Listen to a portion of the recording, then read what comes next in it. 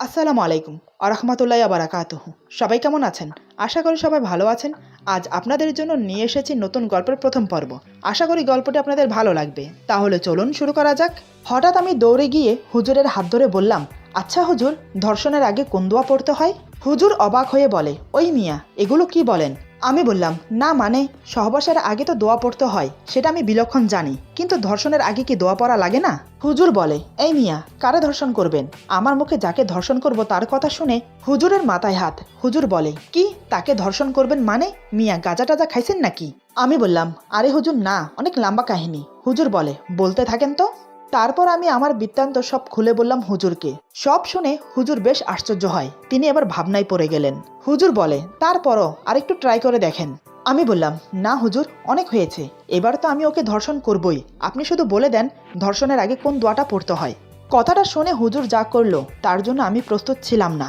এক প্রকার সেখান থেকে ভেগে চলে আসলাম। মনে মনে ভাবতে লাগলাম, ধর্ষণের দোয়া হুজুর না বললে কি হবে, নিজে থেকে কোনো একটা দোয়া বানিয়ে পড়ে আজকে ওকে ধর্ষণ করবই। এই ভেবে বাসায় চলে এলাম। প্রস্তুতি নিতে লাগলাম রাতে ওকে ধর্ষণ করার জন্য। রাতে যখন ওকে ধর্ষণ করতে গেলাম তখন বাঁধলো আসল বিপত্তি। যাকে ধর্ষণ করতে গিয়েছি হঠাৎ সে যা করলো তাতে আমার ধর্ষণ করা একদম ঘুচে গেল। কল্পনায়ও ভাবিনি এমন কিছু হবে। এরপর যা হলো।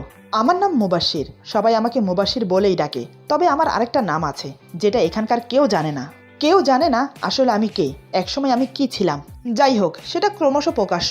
এখন বর্তমান আমি একজন সাধারণ মানুষ, একটা ভালো কোম্পানিতে জব করি।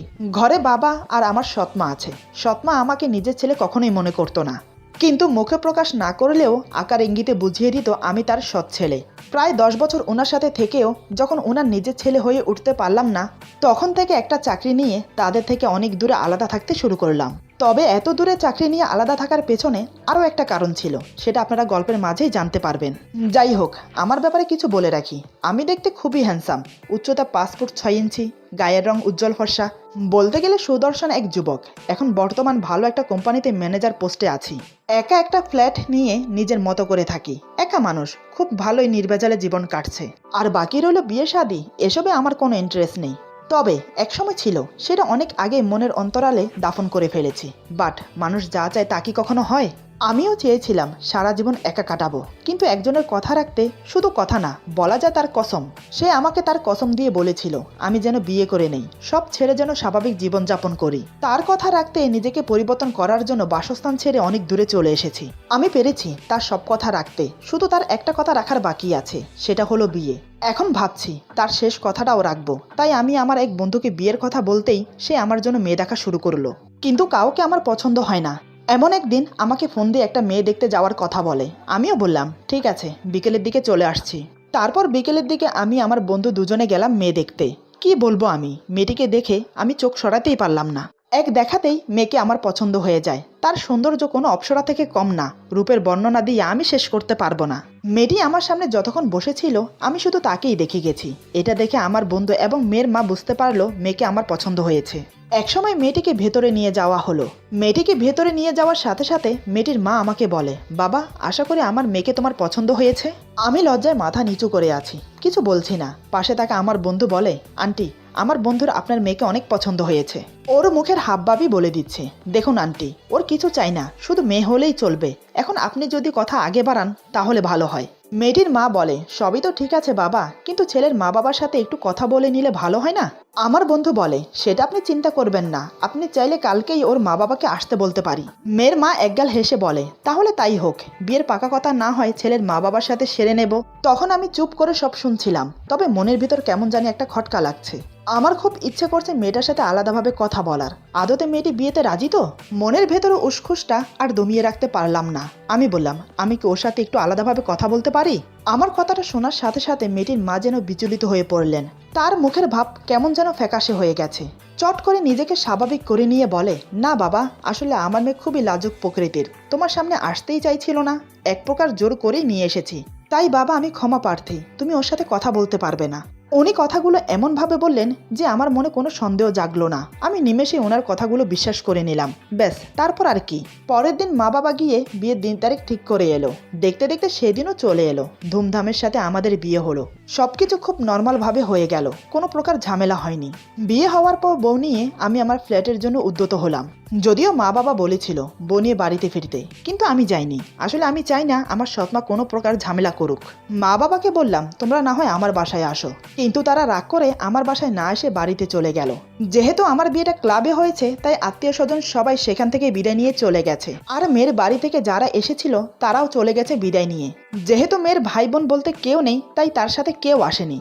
মেয়ের মা মানে আমার শাশুড়ি মা খুবই ভালো এবং খুবই অমায়িক মহিলা।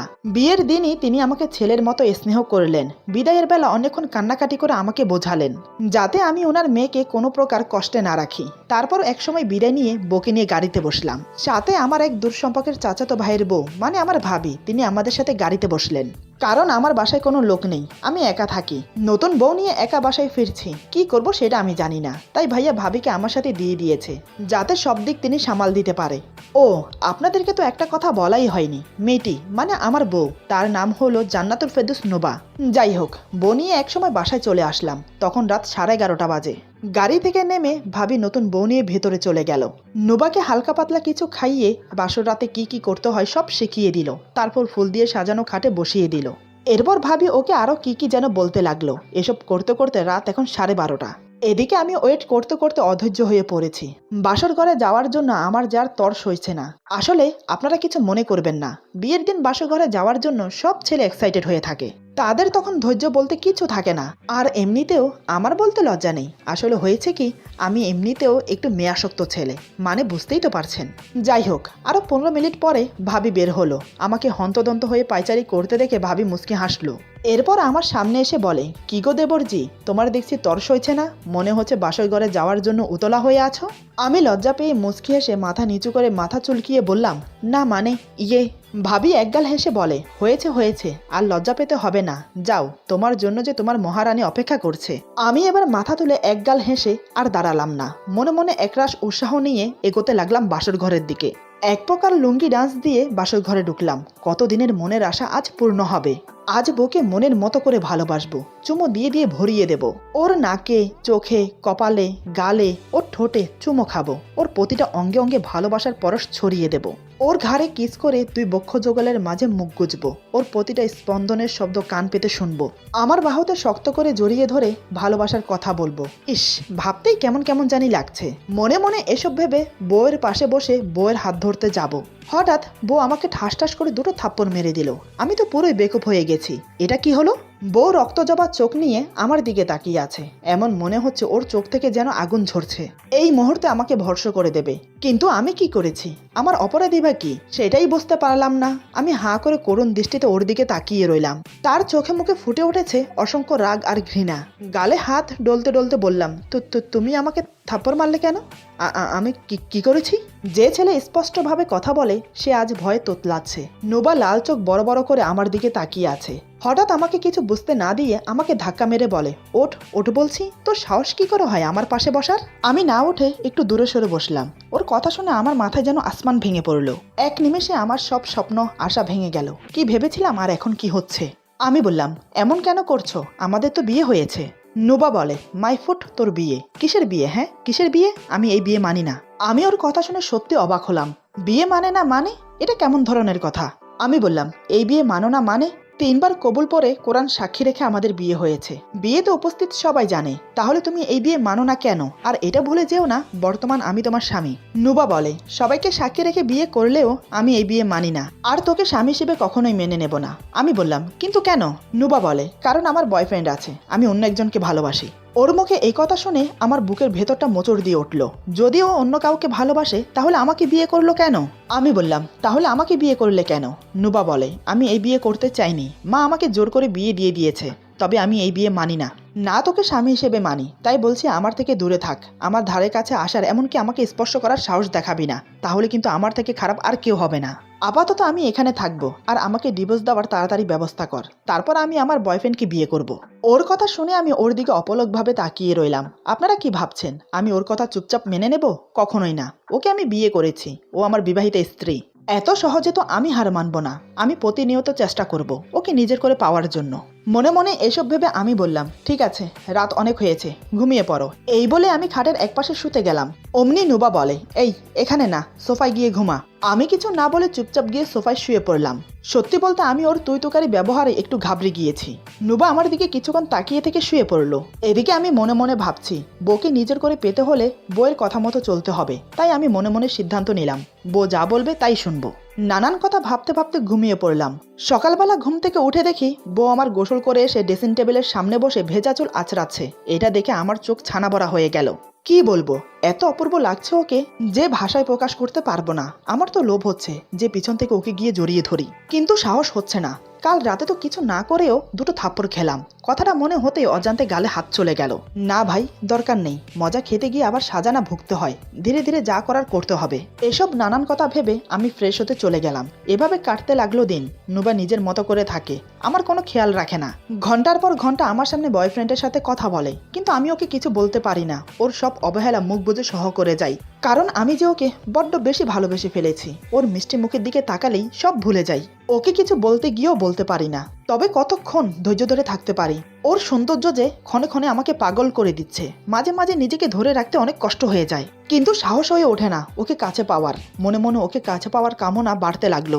আর পারলাম না নিজেকে ধরে রাখতে। তাই একদিন মনে মনে একটা ডিসিশন নিলাম। জানি না আমার ডিসিশন সঠিক না ভুল, তবে যাই হয়ে যাক, আজ আমি ওকে নিজের করেই ছাড়বো। তার জন্য যদি ওকে ধর্ষণ করতে হয় তাই করব। হ্যাঁ, আপনারা যা ভাবছেন তাই। আমি সিদ্ধান্ত নিয়ে নিয়েছি, এমনি না পেলে ওকে ধর্ষণ করব।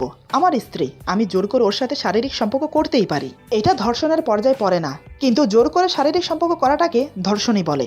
তাই আমি হুজুরের সাথে পরামর্শ করতে গেলাম। মসজিদে প্রবেশ করে দেখি হুজুর এক কোণে বসে তাসবি পড়ছে। হঠাৎ আমি দৌড়ে গিয়ে হুজুরের হাত ধরে বললাম, আসসালামু আলাইকুম হুজুর। আচ্ছা হুজুর, ধর্ষণ করার আগে কোন দোয়া পড়তে হয়? হুজুর আমার দিকে তাকিয়ে অবাক হয়ে বলে, ওয়ালাইকুম সালাম। ওই মিয়া, এগুলো কি বলেন? আমি বললাম, না মানে সহবাসের আগে তো দোয়া পড়তে হয়, সেটা আমি বিলক্ষণ জানি, কিন্তু ধর্ষণের আগে কি দোয়া পড়া লাগে না? হুজুর বলে, এই মিয়া, কারে ধর্ষণ করবেন? আমি বললাম, আমার বউকে। আমার মুখে বউকে ধর্ষণের কথা শুনে হুজুরের মাথায় হাত।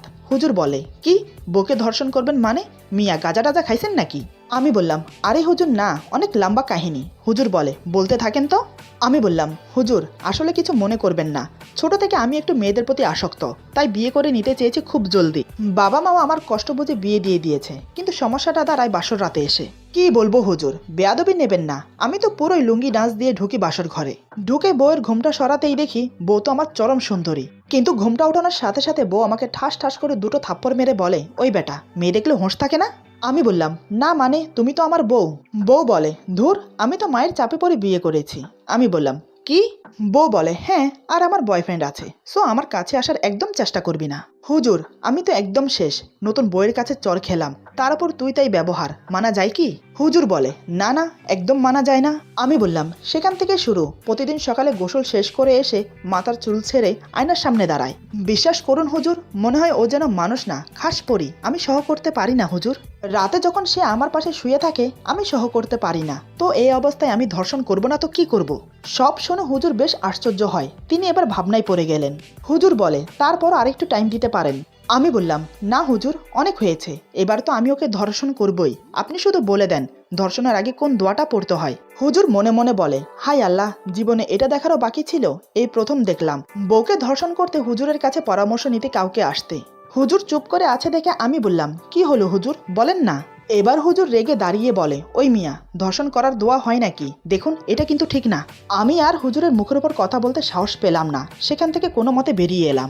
রাস্তায় চলতে চলতে মনে মনে বললাম, আল্লাহ, এ তো হুজুর না, পুরোই মদিনার খেজুর। নানান কথা ভাবতে ভাবতে একসময় বাসায় চলে আসি। বাসায় এসে দেখি বউ আমার বারান্দায় দাঁড়িয়ে কার সাথে যেন কথা বলছে। এদিকে আমি কিছু বলতেও পারি না। প্রথমত আমি ওকে খুব ভালোবেসে ফেলেছি, দ্বিতীয়ত সে আমাকে হুমকি দিয়ে রেখেছে যদি আমি কাউকে কিছু বলি তাহলে সে আত্মহত্যা করবে এবং সব দোষ আমার উপর দেবে। আমি এসে সোফায় বসে আছি। আমি যে রুমে আছি তার কোনো ভ্রুক্ষেপে নেই। অনেকক্ষণ বসে থাকার পর যখন দেখলাম সে আমাকে খেয়াল করছে না, তখন আমি কথা বলতে বাধ্য হলাম। আমি বললাম, এই যে বউ, বউ কি করছেন? সে আমার দিকে তাকিয়ে বলে, আমার নাম নুবা, তাই আমাকে নুবা বলেই ডাকবেন। আমি বললাম, আসলে? নুবা বলে, আর দেখছেন না আমি যে আমার বয়ফ্রেন্ডের সাথে কথা বলছি, তো ডাকছেন কেন? আমি বললাম, না মানে ক্ষুধা লাগছে, যদি কিছু খেতে দিতেন আর কি। নুবা মুখ বেঁকিয়ে বলে, না কোনো খাবার নেই, নিজে নিয়ে খান। তার কথায় বুঝলাম সে রান্না করেনি। আমি বললাম, আচ্ছা কি আর করব, মনে মনে 101টা গালি দিয়ে বাসা থেকে বের হয়ে যাই। বাহিরে আসতেই কোথা থেকে যেন একটা ইট এসে আমার মাথায় লাগে। আমি মাথায় হাত বুলাতে বুলাতে বললাম, এই কে রে, কে? কোথা থেকে একটা আওয়াজ ভেসে এলো, আরে মুবাশির ভাইয়া আমি। আমি বললাম, আমি কে? হ্যাঁ আমি কে? আবার সেই কণ্ঠ ভেসে এলো, আরে উপরে দেখো। আমি এবার উপরের দিকে তাকিয়ে বললাম, ও তাওসিফ। তাওসিফ বলে, হ্যাঁ ভাইয়া, তো কেমন আছো? আমি বললাম, কি আর বলবো ভাই। আমাকে থামিয়ে দিয়ে তাওসিফ বলে, আচ্ছা তাহলে বলার দরকার নেই। ওর কথা শুনে মুখটা বেজার হয়ে গেল আমার। মনে মনে বললাম, হায় রে আল্লাহ, মানুষগুলোও যা হইছে। এমন সময় পকেটে থাকা মোবাইলটা বিকট শব্দ করে বেজে উঠল। আমি উপরের দিকে তাকিয়ে পকেটে হাত দিয়ে মোবাইলটা বের করে দেখি বউ ফোন দিয়েছে। আমি ফোন রিসিভ করতেই বলে, হ্যালো। আমি বললাম, নুবা বলে, কই আপনি? আমি বললাম, আমি বাহিরে। নুবা বলে, আমার একটু কাজ আছে। আমি বললাম, আচ্ছা তাহলে কাজ শেষ করে ফোন দিও। এই বলে ফোনটা রেখে দেই। মনে মনে বললাম, আরে কাজ আছে তো কাজ শেষ করে পরে ফোন দেবে তাই না? কি যে করে কে জানে। এমন সময় সাথে সাথে আবার বউয়ের ফোন আসে। আমি বললাম, হ্যাঁ বলো। নুবা বলে, আরে আমার কাজ আছে। এবার আমার ওর কথা শুনে বিরক্ত লাগছে। আরে ভাই, কাজ আছে যখন বারবার ফোন দিয়ে এক কথা বলার কি দরকার? কাজ শেষ করেই তো ফোন দিতে পারে। আর বাড়িতে কি এমন ঘটা কাজ করছে শুনি? বাড়ির সব কাজ তো কাজের বুয়া করে দিয়ে যায়। আমি বিরক্তির সাথে বললাম, আরে কাজ আছে তো শেষ করে ফোন দাও না। এই বলে ফোনটা কাটতে যাব, সেই সময়ে বলে ওঠে, ওই গাধা আসার সময় আমার জন্য 2টো চকবার আইসক্রিম আনবেন। আমি বললাম, ও এখন বুঝলাম এতবার ফোন দেওয়ার কারণ কি, এটা আগে বললেই তো হতো। নুবা বলে, হ্যাঁ যা বলছি তা করুন। আমি বিড়বিড় করে বললাম, হুকুম এমনভাবে দিচ্ছে যেন মহারানী। নুবা বলে, কিছু বললেন? আমি বললাম, না না কি বলবো, আসার সময় নিয়ে আসবো। এই বলে ফোন কেটে দিলাম। আমি হোটেলে গিয়ে হালকা কিছু খেয়ে বাসার উদ্দেশ্যে রওনা দিলাম চকবার আইসক্রিম নিয়ে। রাস্তা দিয়ে হাঁটছি আর মনে মনে ভাবছি, বাসায় বউ থাকতেও হোটেলে এসে খেতে হচ্ছে, কি ভাগ্য মাইরি। মানুষ বিয়ে করে বউয়ের সাথে কত খুনসুটি করে, কত কত রোমান্টিক মুহূর্ত কাটায়। রাতের পর রাত বউয়ের কোলে মাথা রেখে গল্প করে। অফিস থেকে ফেরার সাথে সাথে বউয়ের মুখের মিষ্টি হাসি দেখে পরাণ জুড়ায়। বউয়ের হাতে হাত রেখে ছাদে বসে আকাশে পূর্ণিমা চাঁদের সৌন্দর্য উপভোগ করে। প্রতিদিন সকালে ঘুম ভাঙবে স্ত্রীর নরম ঠোঁটের ছোঁয়ায়। কিন্তু আমার কি ভাগ্য, বউ পেলাম খুব সুন্দরী, কিন্তু স্বামীর অধিকার পেলাম না। তাতে কি হয়েছে, সে না হয় নাই দিল, তাই বলে কি আমি আদায় করতে পারি না? আমিও তো পুরুষ নাকি? আজ যে করেই হোক বউকে টাইট করবই। দরকার হলে বউকে ধর্ষণ করব। এসব কথা ভাবতে ভাবতে একসময় বাসায় চলে আসি। বাসায় এসে বউয়ের হাতে আইসক্রিম দিতেই সে বেশ খুশি হয়ে গেল। আইসক্রিমগুলো হাতে নিয়ে মুখে চোরা হাসি দিয়ে খেতে শুরু করলো। ওর মুখে হাসি দেখে আমার মনের ভেতরটাও আনন্দে ভরে গেল। কি মায়াবী বাচ্চা সুলভ হাসি, দেখলে শুধু দেখতেই মন চায়। আমি সোফায় বসে অপলক দৃষ্টিতে ওর দিকে তাকিয়ে রইলাম। সেদিকে ওর কোনো খেয়াল নেই। সে চোখ বন্ধ করে আইসক্রিম খেয়ে এখন টিভি দেখছে। এদিকে আমার মনে বিনা মেঘে ঝড় বইছে। আর বইবেই না কেন বলুন? যার বউ এত সুন্দর, সে কি করে নিজেকে বউয়ের থেকে দূরে রাখবে? আমি ওর দিকে তাকিয়ে বসে বসে প্ল্যান করছি, কি করব, কিভাবে কি করা যায়। শুধু একবার যদি স্পর্শ করতে পারি তাহলে কেল্লাফতে। আমাকে স্বামী না মেনে যাবে কোথায়? কথাটা ভেবেই মনে মনে হাসতে লাগলাম। আজ সারাদিন মনে মনে যেটা ভেবে রেখেছি সেটাই করব। মানে ওকে জোরপূর্বক ধর্ষণ করব। দেখলাম সে মনোযোগ দিয়ে টিভি দেখছে। এই সুযোগে আমি উঠে গেলাম রাতের জন্য প্রস্তুতি নিতে। অনেক খুঁজে একটা রুমাল নিয়েছে মুখ বাঁধার জন্য, দড়ি নিয়েছে হাত পা বাঁধার জন্য, সব নিয়ে রেডি। শুধু এখন রাতের জন্য অপেক্ষা। একসময় দেখতে দেখতে রাত হয়ে গেল। রাতে যখন বউ খেতে ডাকে তখন থেকে কেমন যেন ভয় ভয় করতে শুরু করে আমার। কারণ আগে কখনো এসব করিনি তো, তাই। খাবার শেষে বিছানায় শুতেই বুকের ধরপড়ানি শুরু হয়ে গেছে। এমন মনে হচ্ছে আমার বুকের স্পন্দন আমি নিজেই শুনতে পাচ্ছি। কি যে হবে আজ কে জানে। আমি যা করতে চাইছি তা সম্পূর্ণ করতে পারবো তো? হে আল্লাহ, তুমি সহায় থেকো। আজকের মতো আমাকে বাঁচিয়ে নিও। কথা দিচ্ছি, আজকে যদি সাকসেস হই তাহলে আর কখনো এমন কাজ করব না। সত্যি বলছি, প্রমিস করছি। চোখ বন্ধ করে মনে মনে কথাগুলো ভাবছি আর অপেক্ষা করছি নুবা ঘুমানোর জন্য।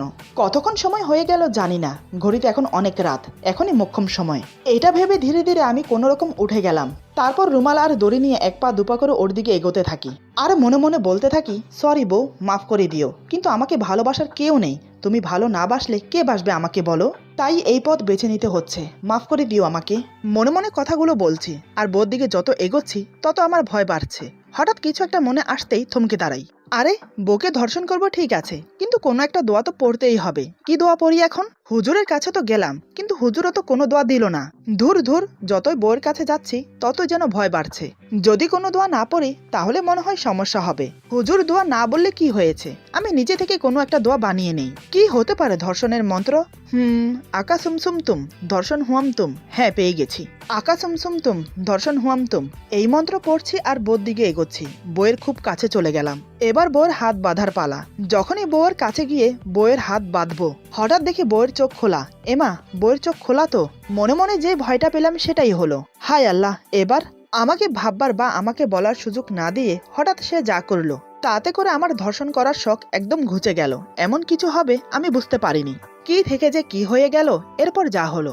আজকের গল্প এখানে সমাপ্ত। গল্পের বাকি অংশ পেয়ে যাবেন আগামী পর্বে। আশা করি গল্পটা আপনাদের ভালো লাগবে। যদি ভালো লাগে তাহলে লাইক, কমেন্ট এবং সাবস্ক্রাইব করে আমাদের পাশে থাকুন। পাশে থাকা বেল আইকন প্রেস করে দেবেন, তাহলে আমাদের নিত্য নতুন ভিডিও আপনাদের কাছে পৌঁছে যাবে। বন্ধুদের সাথে বেশি বেশি করে শেয়ার করবেন আর কমেন্টে জানাবেন গল্পটা আপনাদের কেমন লাগলো। সবাই ভালো থাকবেন, সুস্থ থাকবেন। আল্লাহ হাফেজ।